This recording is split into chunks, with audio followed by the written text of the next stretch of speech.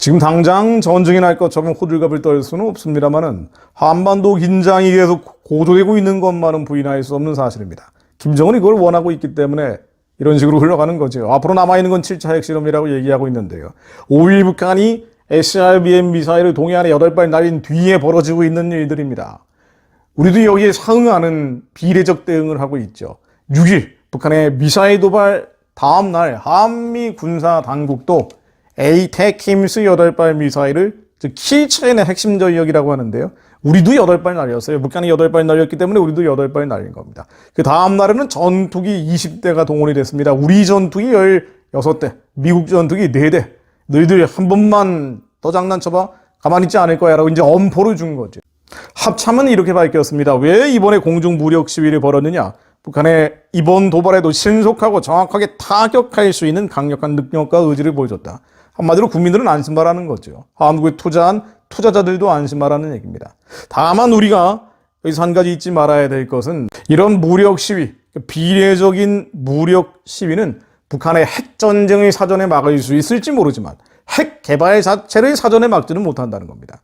북한이 핵전쟁하면 이거 큰일 나겠다, 초토화되겠구나 라는 겁을 줄 수 있고 두려움을 갖게 할 수는 있지만 핵 개발은 계속 된다는 거예요.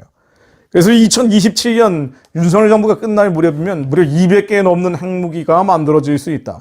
세계에서 4번째, 5번째, 6번째 수준 초강국이 될 수 있다는 거예요. 만약 이렇게 되면 북한 체제는 무너지는 게 현실적으로 어려워진다는 말씀을 여러 차례 드렸습니다. 자, 그런데 이런 상황들을 윤석열 대통령도 인지하고 있는 것으로 보입니다. 6월 6일 현충일 추모사에서 이런 표현들이 나왔죠. 공산 세력의 침략이라는 단어가 나왔습니다. 북한의 공산 집단에 대해서 강한 비판이 나온 겁니다. 과거에 공산 세력의 침략이 있었고 지금은 북한의 핵과 미사일의 예를 들었습니다. 이 침략의 예로 말이죠. 그러면서 북한의 핵과 미사일 위협을 억제하면서 보다 근본적이고 실질적인 안보 능력을 갖추어 나갈 것이라고 했습니다. 자, 이게 아주 중요한 얘기인데요.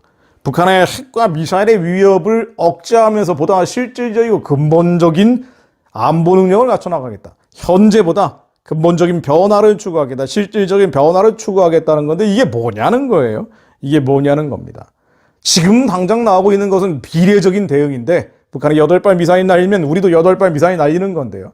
여기에서 실질적이고 근본적인 억제 대응이 나오려면 제일 많이 거론되는 것이 레이건식 군비 경쟁입니다.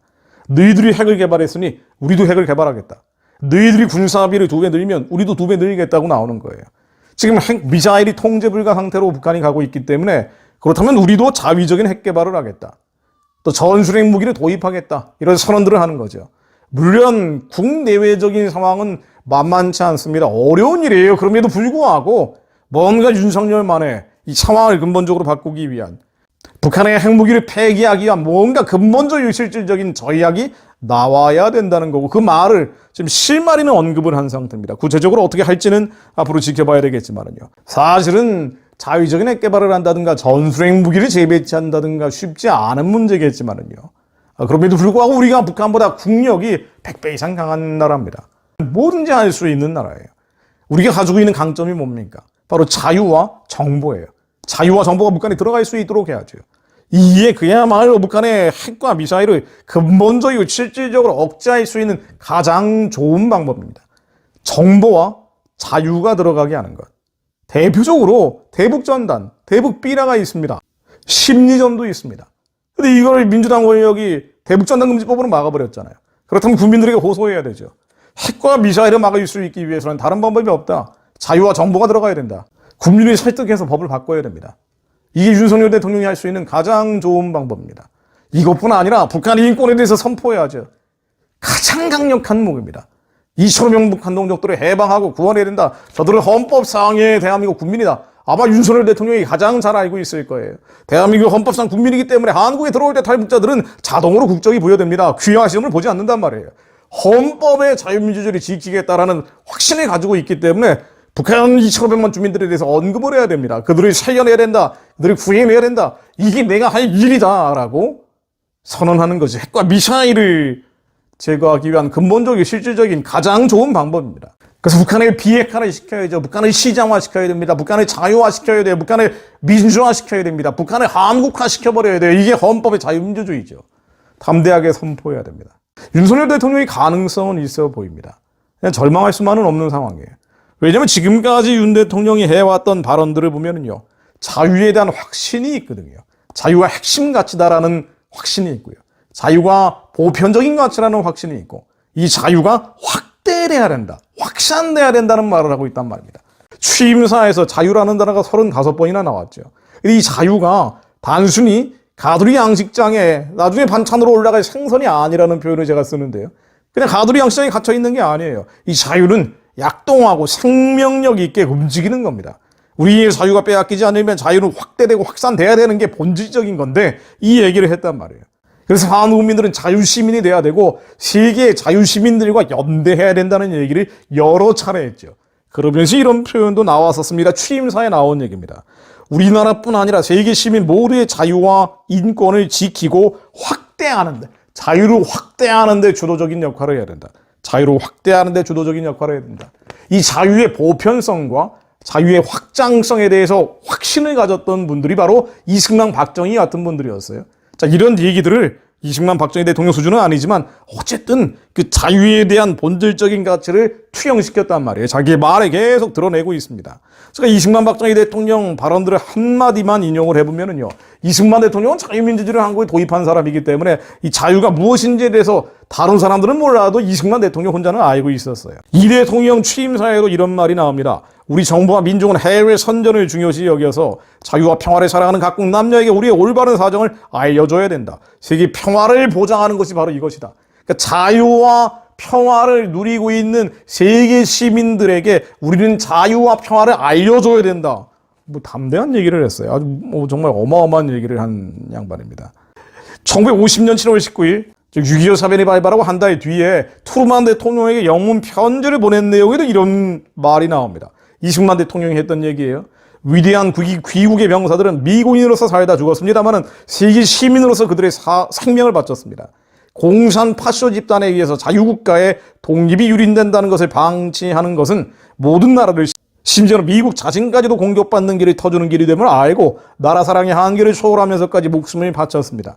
즉 자유라는 것은 우리 자유만 중요한 것이 아니라 이 자유는 반드시 확대되고 확산돼야 되며 자유시민으로서의 인간의 존엄과 가치를 누리기 위해서는 자유를 누리고 있는 세계 시민들과 연대해야 된다. 이 얘기를 담은 거예요.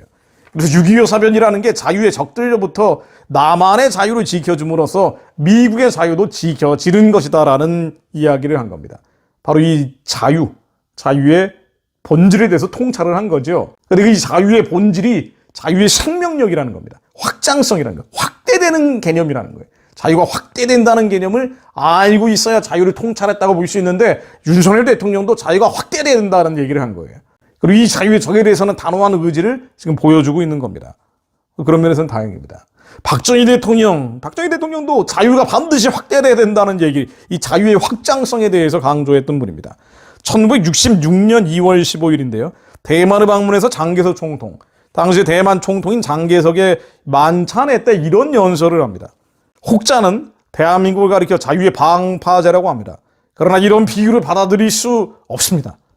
어째서 우리가 파도에 시달리면서도 그냥 가만히 있어야 하는 그런 존재란 말입니까? 우리는 전진하고 있습니다. 우리야말로 자유의 파도입니다. 이 자유의 파도는 멀시하나 평양까지 휩쓸리게 될 것임을 확신합니다. 자유는 확장성을 가진 겁니다. 자유는 남한에만 있는 것이 아닙니다. 자유는 평양을 휩쓸게 될 것입니다. 박정희 대통령이 했던 얘기죠.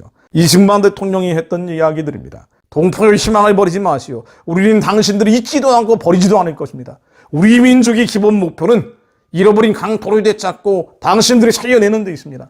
우리만 자유를 누리는 것이 아니라 당신들에게도 자유를 줄 것입니다. 그것이 우리의 자유를 지키는 길입니다. 링컨 대통령도 그 얘기를 했어요. 흑인 노예들을 해방하면서 그들의 자유가 부여될 때 우리의 자유도 지켜질 것입니다. 이것이 전 세계가 지지할 때 당신들 나라의 자유도 지켜질 것입니다. 이게 바로 자유의 확장성입니다. 자유의 생명력입니다. 선포하십시오. 북한 동족들에게 자유와 생명을 줘야 됩니다. 이게 핵무기 미사일을 막을 수 있는 근본적인 대책 아니에요. 북한 정권이 무너지지 않으면 핵과 미사일을 버릴 리가 있습니까? 76년 체제 운명을 걸고 만든 게 행복인데 어떻게 버리냐 말이에요. 계속 기만하고 속일 뿐이죠. 한반도의 안전과 평화가 넘치는 땅으로 만들기 위해서는, 우리의 자유를 지키기 위해서는 자유가 북한에 들어가는 것 말고는 길이 없습니다. 자유의 파도가 평양을 휩쓰는 것 말고는 길이 없습니다. 윤석열의 언어로 표현돼야 합니다. 2,500만 북한 동족들에게 인간으로서의 존엄과 가치가 회복돼야 됩니다. 저들에게 생명이 부여돼야 됩니다. 탈북자들이 더 받아들이겠습니다. 중국에 있는 꽃제비들 수만 명의 벌어진 저 아들과 딸들을 한국에 받아들이겠습니다. 선포하십시오. 외쳐야 됩니다. 또한 이것을 한국교회가 지지해줘야 됩니다. 윤 대통령을 위해서 중보하십시오. 그 입술에 하나님의 거룩한 열매가 맺힐 수 있도록, 하나님을 두려워하는 심령이 그 가운데 들어갈 수 있도록, 모든 우상이 제해지고 오직 여호와 하나님을 두려워하는 고레스왕처럼 쓰임받을 수 있도록, 그리고 교회가, 한국의 목사님들이, 장로님들이, 청년들이 2,500만 백성들 살려달라고 먼저 외쳐야 합니다. 선도적으로 외쳐야 됩니다. 대북전단 금지법 없애라고 외쳐야 됩니다. 그래야 동성애로부터 나라를 지킬 수 있습니다. 젠더 문제와 북한 문제는 동전의 앞뒷면입니다. 차별금지법과 대북전단 금지법은 밀거니 서거니 하는 법률들입니다. 대북전단 금지법 같은 악법이 만들어졌는데 그대로 존치된다면 차별금지법이 만들어져도 하나님 앞에 할 말이 없습니다. 하나님, 이 나라와 민족, 교회들이 시대를 분별하게 하시고 외치게 하옵소서.